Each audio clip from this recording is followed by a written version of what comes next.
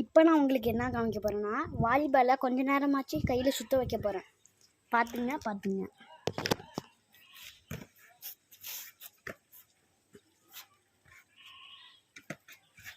அடுத்து நல்லா பார்த்துங்க. அடுத்து பாலை உதைக்க போகிறேன். எவ்வளோ ஸ்பீடுன்னு பார்த்தீங்க. நான் ஸ்ட்ரைட்டாக வைக்கிறேன். அப்போ தான் உங்களுக்கு தெரியும். ஏய் வாடா, பார்த்துங்க. டேய் என்னடா வர்ற,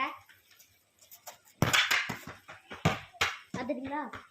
இன்னும் ஒரு கோலில்